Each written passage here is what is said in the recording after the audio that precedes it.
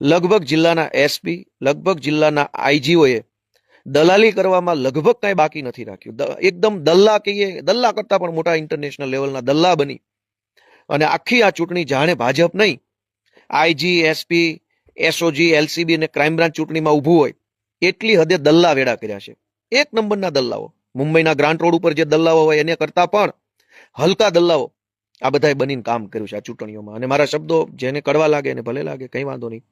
તમારી સત્તા હોય અને તમારી સત્તામાં ગોળી મારી દેવાનું આવતું હોય તો ગોળી મારી દેજો. બાકી દલ્લાઓને દલ્લા જ કહી શકાય. બીજું તો એના માટે પરમ આદરણીય માનનીય દલ્લેશ્વરજી એવું તો કહેવાય નહીં. દલ્લાને તો શું કહેવાનું, દલ્લા.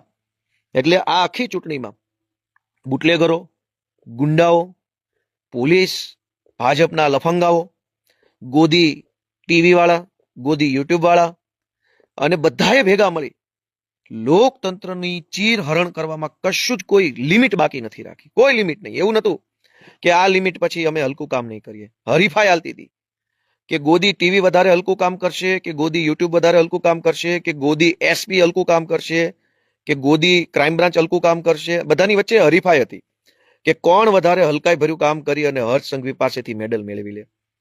ગુજરાતના ઇતિહાસમાં હલકામાં હલકું કામ, અધમમાં અધમ કામ, કે આટલું થયા પછી પણ આમ આદમી પાર્ટીના સાવ સામાન્ય ગરીબ પરિવારના ઉમેદવારોએ, કાર્યકર્તાઓએ જે ટક્કર લીધી છે એ સલામને પાત્ર છે. બધાને મારી સલામ છે કે એમણે જે ટક્કર લીધી છે દલ્લાઓ સામે, ગોદી સામે, હર્ષ સંઘવીના પગના તળિયા લાંબી જીભે ચાટનારા ગુલામો સામે જે ટક્કર લીધી છે એ ઇતિહાસમાં લખાઈ ગઈ છે.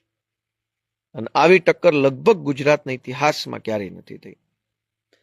એટલે હું આમ આદમી પાર્ટીના સૌ ઉમેદવારશ્રીઓ, આમ આદમી પાર્ટીના સૌ કાર્યકર્તાશ્રીઓ, આમ આદમી પાર્ટીમાં જેણે બૂથ લેવલ સુધીનું કામ કર્યું છે એ બધા બૂથ લેવલના અમારા કાર્યકર્તાઓ, ટેબલ ઉપર બેઠા છે એ લોકો, બધા જ લોકોનો હું ખૂબ ખૂબ હૃદયપૂર્વક આભાર વ્યક્ત કરું છું.